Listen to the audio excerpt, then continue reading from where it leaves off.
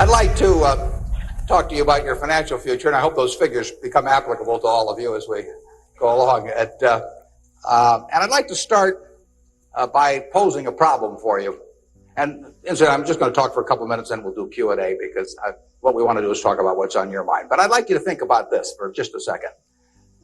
If, as we walked out of here today, I said I would like to buy 10% of your financial future, I was going to write you a check today, and from this day forth, you were going to give me 10% of everything you earned. How much would you want to charge me for that? I'm going to buy 1/10 of you. And I may take the low bid, incidentally, so be careful what you write down. Well, I think if you thought about that a little while, you can contemplate that for a few minutes. You know, you're going to get a check from me today, and you can do anything you want with the money, but from this day forth, you have to give me 10% of what you earn. I think it would be very foolish of you, any of you, if you asked for less than, say, $50,000. Now, it's going to be a few years before you're out earning money, and so I've got a few years of dead money there, but then I would start getting this royalty on you as you went along. So I really think that if you thought about it, most of you would want a fair amount more than that, and I think you'd be right. Fortunately, I didn't make this deal with anybody when I started out, so nobody's got a 10% royalty on me. But I think that $50,000 would sort of be the absolute minimum. And if you think about that, that means that right today, you are worth $500,000, because if 10% of you is worth $50,000 in cash today, your potential is worth a minimum on a 100% basis of $500,000. That is the big financial asset you've got. It's way more important what you do with that $500,000 asset that you own today than whether you decide to buy stocks or bonds, or whether you put your money in a mutual fund or pick your own stocks or anything of that sort. The biggest financial asset that you have going for you by miles is the value of your own earning power over the years. So that's really what you should focus on. If you're focusing on your financial future, that means you should focus on you. Because whether your 10% is worth $50,000 or $100,000 or $300,000, which would be $500,000 or $1 million or $3 million for all of you, whether it turns out to be one or the other is really dependent in a very large part on what you do in the next few years. All of you in this room have the brains to do extremely well in life. You've all got the energy to do extremely well in life. And then the question is, how do you apply it? If you've got a 200 horsepower motor, do you get 200 horsepower out of it? Do you get your full potential, or do you get 100 horsepower or 50 horsepower? Now, there's two things that can hold you back in getting the full horsepower out of your engine, whatever it may be. All of you have big enough engines. And one of those is a lack of education, but that probably isn't going to happen to very many people in this room. If you did have a lack of education, if you didn't have a chance to get a decent education in life, it wouldn't make any difference what that potential was, because you'd never unlock it. But the second most important thing, and equally as important, is in terms of the habits that you develop, in terms of what you do with yourself. When we hire people, we look for three qualities. We look for integrity, we look for intelligence, and we look for energy. But if they don't have the first one, integrity, the other two will kill you. Because if you're hiring somebody without integrity, you really want them to be dumb and lazy, don't you? I mean, last thing in the world you want for them is to be smart and energetic. So smart and energetic only goes with integrity. You know, you make your own decision on that. You can't change your IQ or how far you can throw a football or how high you can jump or the color of your hair very easily. But you can elect to have integrity that matches anybody else's. And if you match that with intelligence, which you have, and energy, which you have, you will get an extraordinary result, and you'd be very foolish to sell me 10% of yourself for $50,000. On the other hand, if you don't match it with that, your potential will, in a significant part, go unused. And I'll give you a little simple test to apply in terms of thinking about the kind of habits you want to develop, because you can have any habits you want to be. You can be lazy, you can be prompt, you can be late, you can be honest, you can cut corners. I mean, you have all these choices. And those are choices for you to make. Nobody else is going to make them for you. And I would suggest that you play this little game with me too. Think about the person you would most like to be in life. So maybe it's one of your contemporaries, maybe it's somebody a little older, but pick out the person you admire the most, the person that you'd change places with if you could. And then write down why you admire them. Just put it on a piece of paper. And then figure out the person that you would least like to change places with you. Who really turns you off? Who do you find repulsive? And list the reasons why that person turns you off so much. And put those down on the other side of the paper. And then look at that list. And you'll find that everything on the left-hand side, what you admire in other people, the qualities they bring to life, cheerfulness, generosity, all kinds of things. You'll find those are things you can do yourself. It's very simple. You got to apply yourself, but the habits you form in doing that early on will carry you through life. And on the other hand, you'll find that the things that make people repulsive, selfishness, obnoxiousness, all these things, egotism, are things that no one has to have. If you find those in yourself, you can get rid of them as long as you get rid of them early. So all I suggest is that you write down a list of what you admire, what you find contemptible, and decide that the ones on the admired side are ones you're going to acquire for yourself. And if you do that when you're young, it'll carry you through the rest of your life. This doesn't work if you do it when you're 50 or 60. By then, the habits are too well formed. But if you do it early, behavior becomes a habit. So if you do that 2 or 3 years from now, if you go through the same exercise, you'll find out that the person you admire the most is yourself. That can be a little dangerous under some circumstances, but it's not a bad thing. I mean, you want to be somebody you like, and you don't want to be somebody that you dislike, and form those habits early. You basically can't miss. Now, I'll give you one other small piece of advice that's just a corollary on this, and then we'll get to your questions. And that is, as a general matter, as a one piece of specific financial advice, I would say, avoid credit cards. Just forget about them. We're in various businesses that issue credit cards. The American public loves credit cards. But if you start revolving debt on credit cards, you're going to be paying 18 or 20%. And you can't make progress in your financial life going around borrowing money at 18 or 20%. You can make a lot of money by lending it out at 18 or 20% over time. If you can find anybody that's good that will borrow from you. But you don't want to be on the side of the equation that's always behind in life. I was lucky. I'd saved about $10,000 by the time I got out of school. That $10,000 was really worth millions I might have earned later on, because after you get a family and everything, the expenses roll in. But those were my tools to work with, but it was only because I was ahead of the game. If you're behind the game by $10,000 at some point and paying 18 or 20% interest on it, you will never, you'll never get out of it. So the trick, I've got a partner that says, all I want to know is where I'm going to die, so I'll never go there, and that's true in financial matters as well. You want to figure out where you don't want to be ahead of time and avoid that. And I get about a dozen letters a day from people who are having terrible problems. And there are two reasons why they have terrible problems. One is a number of them have had health problems of some sort. I mean, they have really been hit by or somebody in their family has been hit by some kind of catastrophic illness. And that is it's a terrible thing to happen to any family. And they run up bills they can't pay. And really only society can solve that one, in terms of protecting people against that. That's just plain bad luck.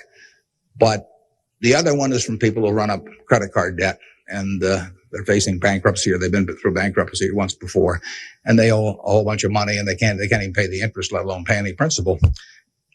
And half of my letters come from people like that, and that problem is avoidable. Catastrophic illness is not, but credit card debt is something you bring on yourself, and it's way better. It's way easier to stay out of trouble than to get out of trouble financially, and I will guarantee if you run up big credit card debts, you will be in trouble probably the rest of your life in terms of your financial situation. On the other hand, if you get ahead of the game, even it's on a very modest scale, so that money is coming in from investing, and people owe you money or equities owe you ownership, you'll be way ahead of the game compared to paying it, paying your creditors every month. So my advice to you is, if you can't pay for it, don't buy it, and get yourself in a position where you can pay for anything. And then we'll be glad to see you at Borsheim's or the Nebraska Furniture Market. Now let's have some questions. Do we have a mic out there that people can either go to or that travels around, or anything that's on your mind? Ask about. Don't be bashful. How would you advise people who aren't necessarily going into a career field in which you would make a large base salary, such as like medicine or something like that, maybe performing arts or music? How would you advise us to keep up financially with the rest of the world? Well, it is true that a market system does not pay as well in some activities as might seem appropriate for the importance of those activities to society. Just take teaching, for example. I mean, teaching does not pay well. And what could be more important? I mean, you've got to be as interested in who the teachers of your children are as who your accountant is, or, whatever, or who's winning the heavyweight title of the world, or that sort of thing. But it doesn't pay well. And it's a fundamental choice, whether you're going to go into something. For many people, it'd be a fundamental choice whether you're going to go into something you love or something to try and make a lot of money. I think that generally it pays to go with what you love. I think that it's very hard to find people when they get to be my age who say that they've loved what they've done all their life and feel it was very worthwhile, but they're terribly sad they made that choice because they didn't make a lot of money. I don't think anybody's ever said that to me, that they wish they'd gone into something else where they were uncomfortable doing it or didn't enjoy it, didn't feel very productive, but made a lot of money. So I don't think you'll find that. So I would go to work in whatever turns you on. It may turn out that it'll be more profitable than you can think, but almost everybody here will make enough money, unless they get some terrible habits along the way, to do reasonably well. And doing reasonably well in this country really is pretty darn good. I mean, it's not necessary to have huge amounts of money in order to enjoy yourself. I enjoyed myself when I had my $10,000, and I live in the same house that I lived in when I had about that. I bought it 41 years ago. I liked the house then. I like the house now. I mean, if you think about it, if you have a reasonable job, you'll be eating at McDonald's and I'll be eating at McDonald's. So we're to push on food. I mean, in fact, I hope it's Dairy Queen actually. And and if you come to Dairy Queen, you'll see me, and you can order anything on the menu I can order, and we both can afford it. You'll wear the same clothes I wear. I'll pay more for my suits, but as soon as I put them on, they look cheap on me. So we'll look about the same. And, we'll both live in the same kind of houses. I live in that house from 41 years ago, and it's warm in winter and it's cool in summer and it's comfortable. And you'll live in a house that's similar. And what difference does it make if you have 50 more rooms or, guest houses or all that? It'll probably just bring you problems. I mean, you have to worry about the greenskeeper or something when you get through. So I have been in the houses of people, where the houses are worth, probably 200 times what my house is worth. And I would not be any happier in those houses at all. In fact, I'd be less happy. I just have one more thing to worry about. And, the dozens of people around the place and people quitting and people stealing from you and all kinds of things. To hell with it. We'll drive the same kind of car. In fact, you'll probably drive a better car. I drive a car that's about 8 years old. I don't know what it's worth now, but it gets me around fine. I mean, I'm perfectly happy. We'll watch the same television, We'll work on the same computer pretty much. The only difference will be how we travel long distances. I will fly in a plane that's more comfortable than flying Southwest Airlines or something, which I've got nothing against. But that's the one real big difference. And other than that, I do what I like every day. I hope you'll do what you like every day to do. And I work with nice people. I hope you work with nice people. And there's 24 hours in the day, and those are where the hours go. So great wealth is the tiniest bit different in a real sense than having just a decent a decent income. And to trade a decent income and something you love doing and something where you feel worthwhile doing it for huge wealth where you trade off a lot of your principles would be a terrible mistake. Would you now acknowledge your success more on yourself or from the help and teachings of others? Well, I was very lucky in life. If you tell me who your heroes are, I will make a pretty good prediction about what you're going to do. And I had the right heroes. I was very lucky in life, and my heroes never let me down. And started with my dad, and then I had others in business, and so I have had great teachers. Some formal teachers, some that were just informal teachers by instinct or example. And if I hadn't had those, my life, I'm sure, would have been very different. If I'd been born anyplace else. When I was born in 1930, and at the time, 1 out of 50 births in the world were in the United States. So I came in against 50-1 odds against being born in the United States. I would have been a disaster, if I'd been born in Afghanistan or Peru or someplace. I mean, I was extraordinary. I won the lottery the day I was born, by being born in this country. So have you. The odds were probably 40-1 against you being born in this country, and it were 5 times more likely to have been born in China, or 6 times, or 4 or 5 times more likely to have been born in India or some other place where it would not have been as easy to exploit the full potential of your talent. So we've all won the lottery in that respect, and that's just plain luck. And I was lucky to be born at this time. Capital allocation is something that pays off extremely well in this society now, but it doesn't pay off in other societies, and it didn't pay off, many years ago. My friend Bill Gates says that if I had been born a few thousand years ago, I'd have been some animal's lunch. I can't run very fast, and I can't climb trees, and I just happen. Those are talents. Nobody asked me to climb trees now, but there was a time when it might have been important. And incidentally, Bill would have been some animal's breakfast. He can't run so fast either. But in any event, we are lucky. Just imagine being born a couple hundred years ago with exactly the same talents and how far they would have taken you then. The average person today lives so much better than the richest person lived 100 or 150 years ago. So I'm lucky in that respect. I'm lucky to be born of terrific parents.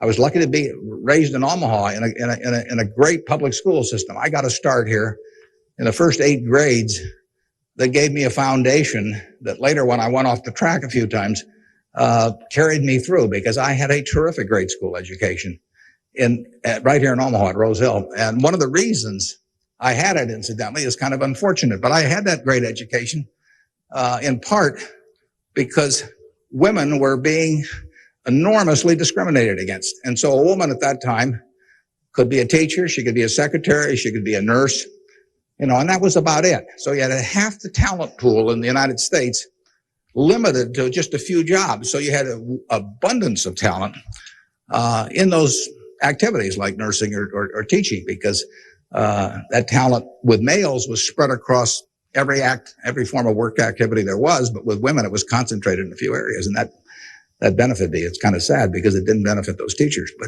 but I was very lucky, and I've really been that way all my life. And what I do is important as what a good teacher does or a good nurse does or something of the sort. I think that's quite questionable. It pays off enormously well in a market economy like the United States, but that's an accident. It didn't have anything to do with any innate ability of mine. Mr. Buffett, technology has been a great factor in stimulating the world economy. What are your predictions for the future of the technology industry, and what is its future role in world economy and the United States economy? Yeah, well, there's no question it's turning the world upside down. It's done it somewhat already, but it will, it's just beginning, but it's moving very fast. I met Gates on July 15th, 1991. I was out there for a 4th of July celebration with a friend and who subsequently died, Meg Greenfield of the Washington Post, and she took us down to visit the Gates family. And he tried to educate me about high tech, and he'd had better luck with chimpanzees. I mean, I was really a disaster, but he's a good teacher. But one thing he told me was that at the time, he said, you know, you've got this model in your head of the world, and your model has time and distance as very limiting factors. And he said, they aren't limiting factors anymore. He said, you know, the cost of talking to somebody around the world or getting your message in front of somebody or publishing, he said, it's going to be zero, or so close to zero it doesn't make any difference. And, you know, that was revolutionary. But it's happening already in a very, very big way. And it's just, 8 years later, and it's exploding. So high tech, information technology, whatever you want to call it, is changing the world, and it's going to change it in a very, very big way. And it'll change. I mean, that's one of the things I think about in businesses we buy. We announced the purchase yesterday of a furniture retailer in Boston, in the Boston area. And, you know, I think to myself, what effect does this new world have in terms of the internet on furniture retailing? I mean, you have to think about questions like that. The changes will be huge. I played bridge yesterday with people all over the country, but I played it with people all over the world. I just sit down on my computer and I've got some popcorn there and I'm in khakis and a sweater, and I can have a bridge game in 30 seconds with people all over the world, and no cost to it, basically. You know, that's a lot different than trying to arrange a game with 4 people in Omaha, you know, on a day when one guy wants to play golf and another wants to watch baseball. And I mean, it changes things in a huge way. We are very fortunate. I mean, it's in the degree to which the United States leads the world in this area. I mean, we have a lead. It's hard to think of who's in second place. And 15 or so years ago, this country had an inferiority complex. It'd be hard for you to remember because you weren't old enough to be around then. But in the early 80s, we were wondering whether the Germans and the Japanese were going to own everything, and that they were going to make all the steel and they were going to make all the cars and everything else, and the television sets, and we were going to flip hamburgers. That was the standard line. And just imagine in a short period like 15 years how that's changed around. In an important way, that's changed because of this information a revolution, where we, like I said, I don't know who you would name as being in second place in the world, but here's the most important industry in the world, and the United States has this incredible position, and we're moving all the time with that position. So I think that argues for a terrific future for the world over time, and I think it argues even more for a terrific future for this country. What are the best ways for youth to get started now in securing their financial future? For what to secure their financial future? For youth. Youth? Oh, well, it's not very complicated. It goes back to getting full use out of your own talents first. I mean, the difference between whether you're going to be earning X or 2X or 3X a year 20 years from now is going to be a function of how well, not how much talent you have, but how well you use the talent you already have. And so that is your best financial future is your own ability and your a capacity to use those abilities to their potential. And that can't be taken away from you. They can't even tax it. I mean, most things, if you own a piece of real estate, if they double the taxes, they double the taxes, and that changes your ownership in the property, because now, in effect, the taxing authorities own more of it because they've got a greater command on the revenue stream. The same thing about almost any asset you have, but they don't tax what's in your head, and they don't tax your ability to start performing when you get to work in the morning and finish in the evening to your potential. One of the things that amazes me is how people who really do perform well just sort of jump out at you once you're running a business. When I got out of school, I thought, everybody would behave that way, but they don't. Most people sort of go through life in a sleepwalk, and if you don't, you will stand out. So the biggest thing for your financial future is yourself. Now, beyond that, it is always being ahead of the game rather than getting behind the game. It's saving a little, no matter how you do it. I mean, I delivered papers. I worked at Penny's. I sold golf balls. I had a pinball machine around. I did a lot of things that enabled me to accumulate about $10,000 by the time I got out of school. 10,000 doesn't go as far now as it did then, but having anything so that you're ahead of the game and not getting behind the game is enormously important. I mean, just, if you're going to run a 100-yard dash against a bunch of people in life, if you can figure it out so that when the gun goes off, you're 10 or 15 yards ahead instead of 10 or 15 yards behind, it's going to make an enormous difference in how that race comes out. So, having some net resources doesn't make much difference whether they're in stocks or bonds, in my view, but, and not having debt when that gun goes off when you get out of school, is a huge plus over being behind the game. And, it may come from delivering a paper out in the morning. It may come from part-time work someplace, but put aside a few dollars for yourself, so that when the time comes and you enter the workforce, you're ahead of the game and not behind. And then once you get there, don't get behind by buying a whole lot of things that you figure you're going to pay for someday while you're paying 20% interest in between. I was wondering, with the increasing costs of education today, what can students do to deal with their debts once they're out of college? Well, that's a tough one. I mean, I guess I'd pay it off as fast as I could, and I would incur as little debt as possible before that time came. And I would say this, in my experience in business, there is very little difference, if any, between a very high-priced business education and what's available for a lot less money. So I went to the University of Nebraska at Lincoln my last year in college. I went to Wharton for a couple of years before that. I learned just as much at the University of Nebraska as I did at Wharton. And there's nothing against Wharton. I mean, it's just we had a very good school here. I had some terrific professors at Lincoln.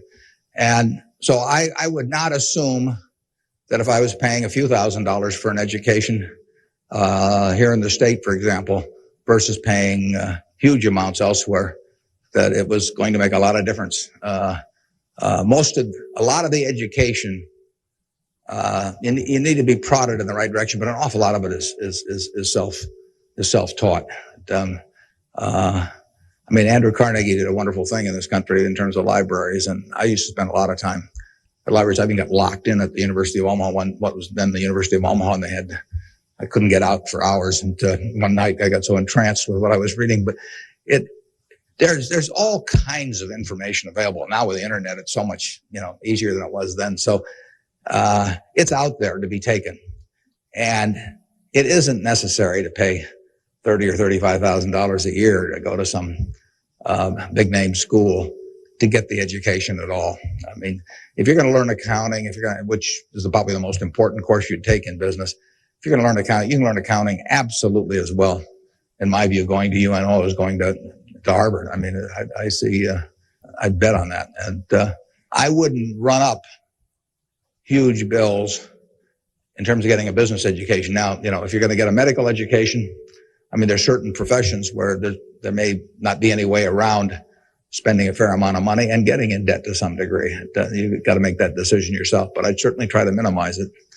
And I would have it figured out how I would handle that debt in, say, a 5-year period after I got out of school, or I would think twice about incurring it. What advice would you have for a forming nonprofit organization? For forming a nonprofit organization? Well, I've always tried to avoid forming nonprofit organizations.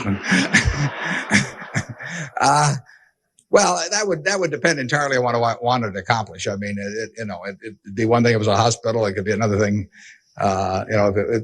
There's so many types of it. So you've got to get people that are experienced and involved in an entity like that. And but it depends so much on the objective you're working at. I understand that you're very civically involved, and I was wondering how important of a quality you think that is for an individual in life and why.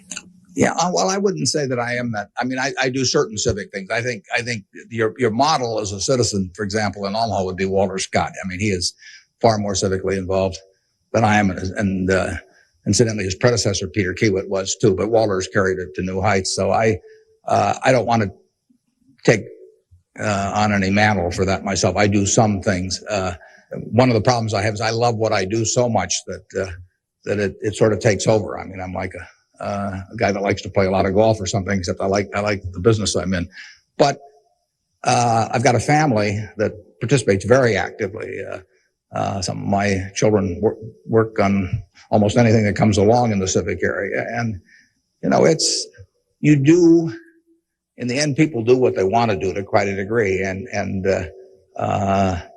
I think I've never talked to anybody that enjoyed working in civic activities that didn't feel it was very worthwhile after they've done it. I mean, they built something, and participating in building something is always a lot of fun. And actually you can have a good time. We have this golf tournament, for example, in September, and we raised some money for civic things, but everybody has a good time. So nobody's paying any price by doing it. I'm having a good time. The people who come are having a good time. And we get to show Omaha off to people.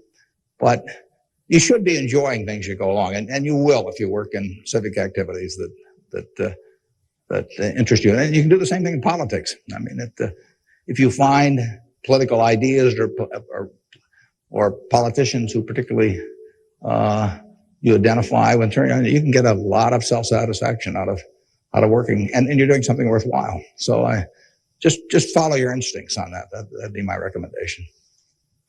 I have a question. What do you see as the biggest economic problem facing the youth of today going into the future?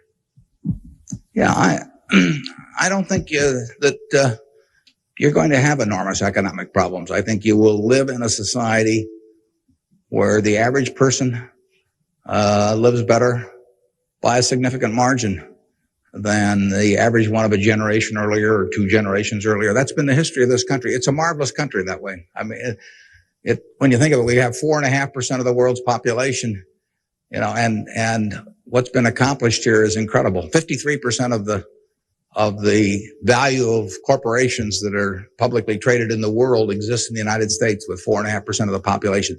This country always has done well.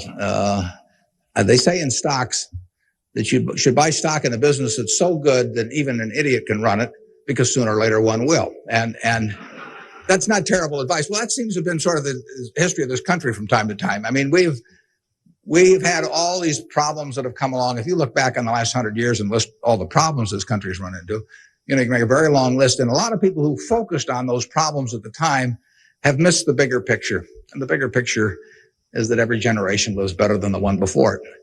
And that's because of savings, because savings enable people to create new tools to do better things as they go along. And it's also due to an environment that lets people realize their potential to a greater degree than most other environments in the world. It's far from perfect. I mean, it's sad how far it is from perfect, but it is better than anything else around. I mean, in this country, you don't have some commissar or something running a big business in this country. You've got a guy like Jack Welch, and a fellow like Jack Welch makes a difference of night and day in terms of the productivity of that business over a period of decades. And productivity is what causes the standard of living to rise. So a system that throws up the Jack Welches of the world to run businesses is going to have an enormous advantage over a society that does it by heredity or that does it by government edict. And we're closer to that society that I've described than any other country. And it's led to great things, and it will continue to lead to great things. So I think you've got the best future. You don't face a war, and you've got a better future in terms of achieving material rewards than any generation in history. So I wish I could trade you places.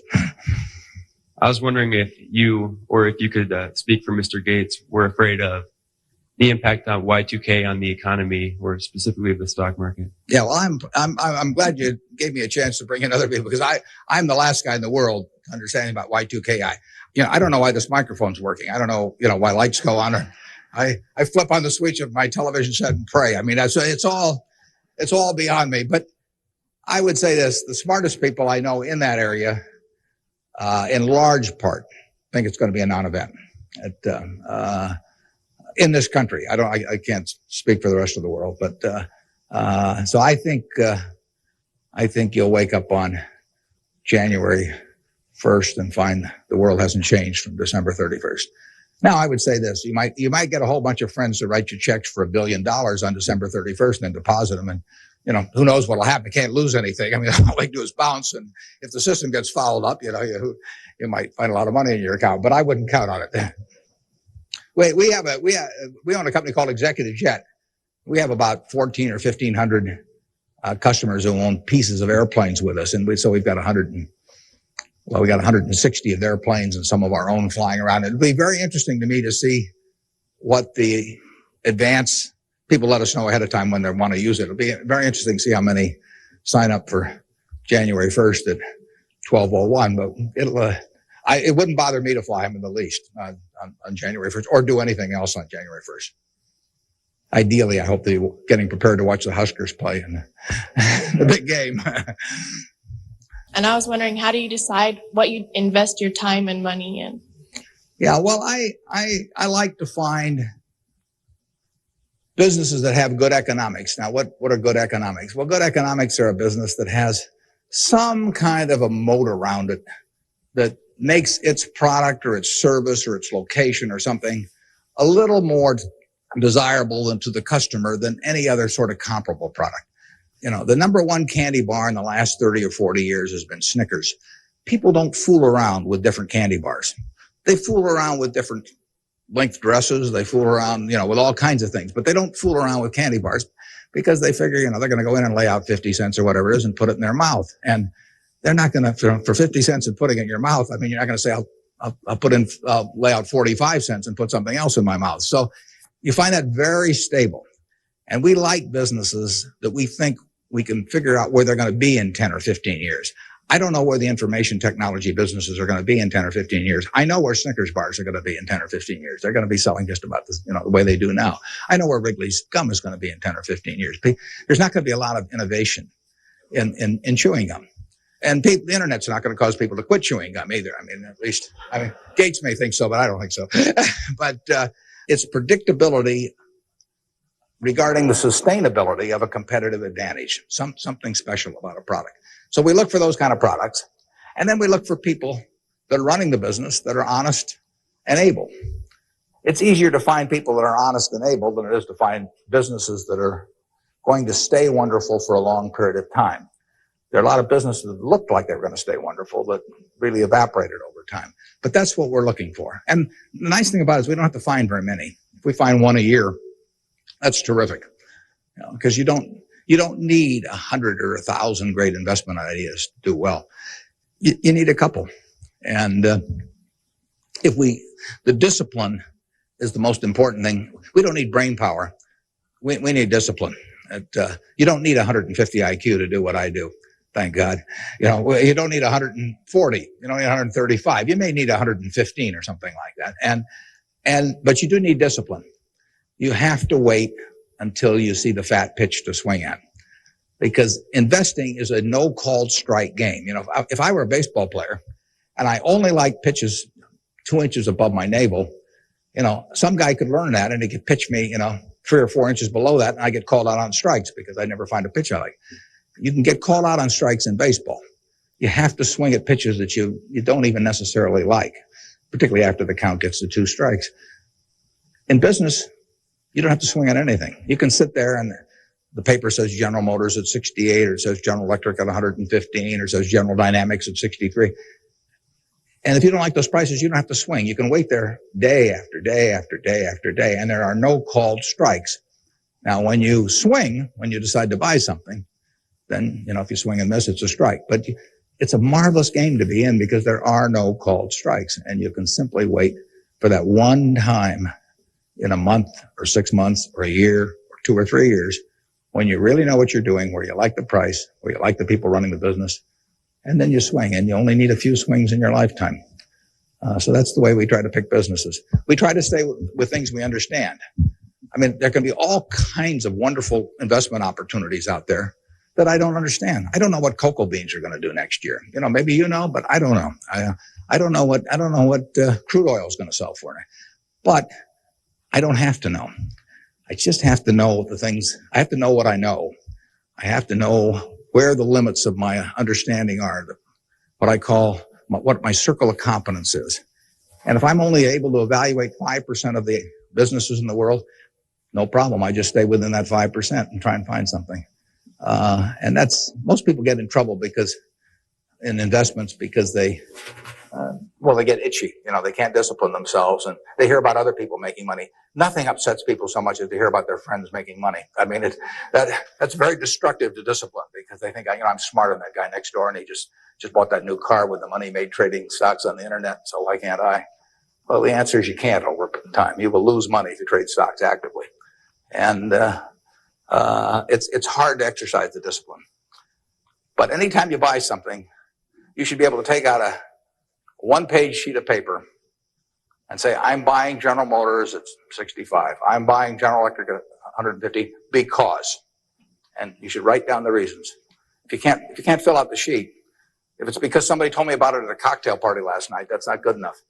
If it's because my broker told me about it, that's not good enough. You've got to have a reason for thinking that it makes an intelligent investment. You do the same thing if you're buying a farm or an apartment house. If you're buying a farm, you'd say, I'm buying this farm at $1,000 an acre because I think I can earn $60 an acre on it. If corn sells at such and such, and soybean sells at such and such, and yield is such and such. And you'd figure it out. That's the same reason you buy businesses. And when you buy stocks, you're buying a little piece of a business. And that's probably the most important thing to remember in investing, is that when you are buying a stock, you're buying a little piece of the business. And if you are buying it at an attractive price for the business, for the whole business, you're going to make money. And if you aren't, over time, you won't make money. Reverend Jesse Jackson talked to us earlier. He seemed to believe that the moral standards of today's society will eventually affect us in business. How do you feel this will affect us as youth growing up in the United States? Well, I think very difficult to quantify moral standards over time. I mean, you can pick out huge weaknesses at any given time in terms of how people or the country is behaving, and huge strengths. So I think it's enormously difficult to quantify. I think by and large we have made progress in what I would call institutionalized moral standards in this country. I mean, in terms of slavery, in terms of the women couldn't vote, a century ago. Half the country were second-class citizens in that respect, and they had much lesser rights in terms of inheritance and all kinds of things. The income tax didn't exist 100 years ago, so the idea of taxing people according to how much that they benefited from society and their income didn't exist. So I think in terms of institutionalized moral standards, the country has made really quite significant progress in the last 100 years. I think, there's an enormous distance to go. I think we're going in the right direction, maybe by fits and starts, but I think we're going in the right direction, and I think that it will be a significant plus to everybody in this room if they live in a more moral society 40 years from now than a less moral. But I think the odds are that they will. I think the country moves in that direction. Very difficult to do it. All kinds of interests that work against it. But in the end, I think the American people want it.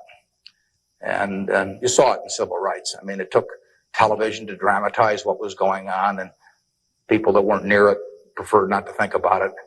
But it got through to the conscience of the American people.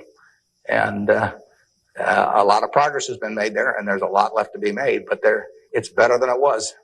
And the pace may seem very slow to those people involved, and I can understand that. The pace, for women's suffrage, I mean, that went for decades and decades and decades. Women couldn't be on a jury. I was reading the trial of Clarence Darrow, which took place in California in about 10 or 11. There were no women on the jury. The woman wasn't allowed to be on a jury. They weren't citizens in that sense. So it's the moral behavior of the country has, in my view, improved, but and it'll continue to improve, and I hope you all in this room do your part to help it improve. wondering how, since the stock market's so high right now, if it'd be smart for us to get involved now or to wait till it goes down a little, or what? Yeah, I can't tell you whether or not to buy stocks now generally. I think it's important that you save money, and whether you put it in the stock market or not, I don't think is terribly important. I think if you're interested in stocks, you should buy it, and you've got a little capital, you should buy a few. I mean, I don't think there's any way of learning about them better than experiencing it. Doing it on paper isn't the same. I can guarantee you, if you lose money on paper or lose real money, it's a different experience. And I think you'll learn more about yourself if you do it that way. I bought my first stock when I was 11. I was at Rose Hill at the time, and I bought 3 shares of City Service Preferred at 38, and it went down to 27, which is something I still remember, even though I was 11 at the time. And then it went up to 40, and I sold it. I made $5 on my 3 shares after commissions, and then it went to 200 and something. So, I probably remember that a little better than if I'd been doing it on paper. And I fooled around doing a lot of things between about age 11 and 19 in the stock market. I did charts. I did all kinds of technical analysis. I read every book I could get on the subject. And I didn't do that well. I didn't do terrible, but I was really just floundering around. But that meant by the age of 19, when I read Ben Graham's book, I was at the University of Nebraska in Lincoln, I went and bought this book called The Intelligent Investor, just come out, and it had an enormous impact on me. Now, if I hadn't done, in the previous 8 years, if I hadn't been all over the lot, I'm not so sure that book would have had the same impact on me. I mean, by that time, I was prepared to read Ben Graham's book, which changed my life financially in an incredible way. I mean, I wouldn't be up here today if I had read that book. But yeah, part of life is getting prepared so that when something does happen that's significant, you can grasp the significance of it and know what to do with it. And I would say that first 8 years of fooling around, even though it produced nothing financially to speak of, produced a lot in terms of getting my mind prepared for when I really did read something that made sense. So I was ready to accept it. And I actually went back and went to Columbia to study under Graham, and because of reading that book, and all kinds of things flowed out of it. So I would encourage you, if you're interested in the field, to do a few things. I'd still try and make it as intelligent as possible. I would try to stick with businesses I thought I understood. I'd still get out that sheet of paper and I'd write, I'm doing this because, and just test my reasoning. And then I go back and read it a year later and see whether what you thought would be true turned out to be true. So I would always check myself. I believe in grading myself on everything. Doctors have postmortems, and they do it because they learn from postmortems. In business, people don't like to do postmortems, building plants or buying companies, and they never want 2 years later to run a check on how that decision turned out, because it can be unpleasant. But you learn from postmortems, and you don't want to learn. It's way better to learn from other people's mistakes than your own, but you got to learn from a few of your own too. And the time to do it is when you're young.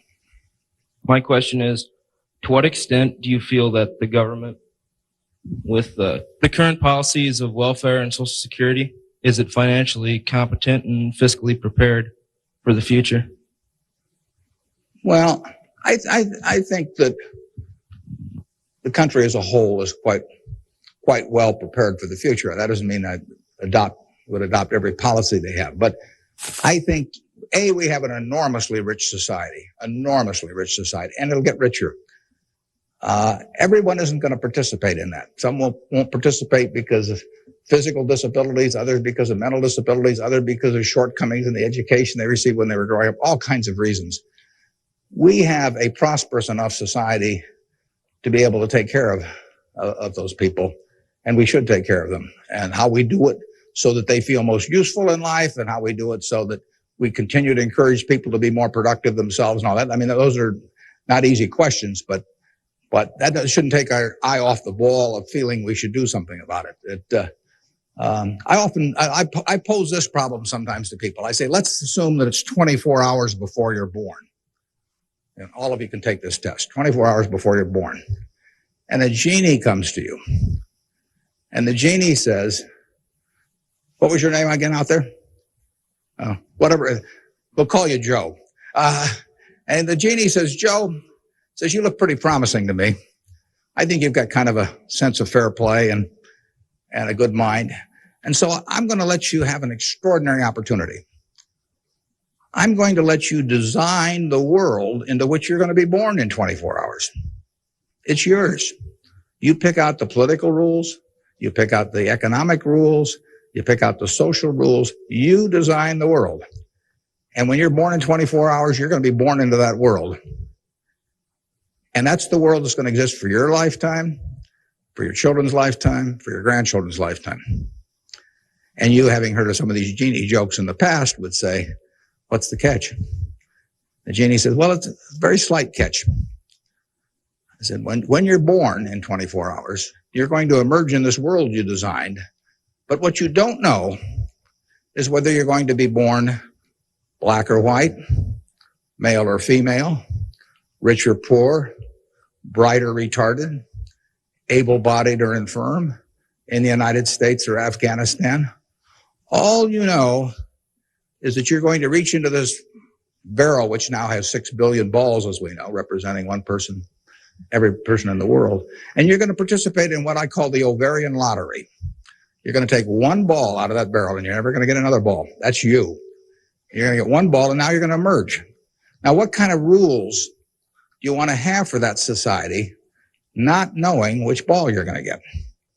Now, that I put to you is the way I think people should think about social policy. And if you're lucky enough to be born in this country, you've won the lottery already. But we should have a system, in my view, that encourages the Jack Welches and the Bill Gateses and all of that to work far beyond the time when it has any economic significance to them. We want people commanding those resources who are extremely able at commanding them. That's how the standard of living moves forward. So we should want Tom Osborne coaching in Nebraska. We should want Bill Gates designing software, and we don't want to mix up those two. We don't want to get Bill coaching in Nebraska. So you want a system that gets people to their potential and puts them in the position where they can do the most good for society. But you also want a system for the people who get the wrong ball. I mean, somebody's going to get the ball, that says 80 IQ. Somebody's going to get the ball that says this disease or that disease early in life that cripples them. And we've got a rich enough society that we can take care of those people. And I think that, to get back to your question, I think that this society will move more and more in that direction. It has the capability of moving more and more in that direction as our resources and our output increases. And I think that it has the will to do that in a general way, although, like I say, there have always been lots of fits and starts. So there is no shortage in the United States of resources. There's no shortage of output. You have to have a system that encourages people to behave to the limit of their abilities and puts them in the right place. But then you have to make sure that everybody gets taken care of, too. And I wanted to know, how do you think the media affects the world economically today? Well, it's a small question. Well, what it obviously does, simply because it's moved so far technologically, is it's brought it together in a big way. I mean, I was over in China a few years ago, and I was right after the time of the women's conference in Beijing, and I was reading the Chinese coverage of that conference, and of course it had nothing to do with what was taking place, but the internet was coming in, and you can access the Washington Post or the New York Times or anything. I get the Washington Post at 9:30 here at night. In effect, I never could get it the next day through physical delivery, but by electronic delivery, I can read it. Probably earlier than most of the people in Washington are reading it. So the ability to communicate and the degree to which the world can have awareness of what's going on every place in the world is just, it's been a quantum leap. And, that will have, there are a lot of things that come out of that. And, net, they're a plus over time. But the ability of information to be available to everyone worldwide almost instantaneously, it can be huge advances in things like medicine, for example, just to pick one. So it's a net plus. It has a big effect, and the definition of media has now been expanded enormously. I mean, there were 3 television networks in in the early 1960s, and that was it. There were three highways information traveled electronically. And if the three pieces of information were I Love Lucy, and something else, those were the three choices of information or entertainment that you had for tens and tens of millions of people sitting there looking at a tube. Now it's unlimited, and that's only, 3 or so decades. So it's just exploded, and it'll continue to explode. And net, I think it's a plus. And I think it's 1:00. I want to thank you all. I wish you well. You're going to do terrific.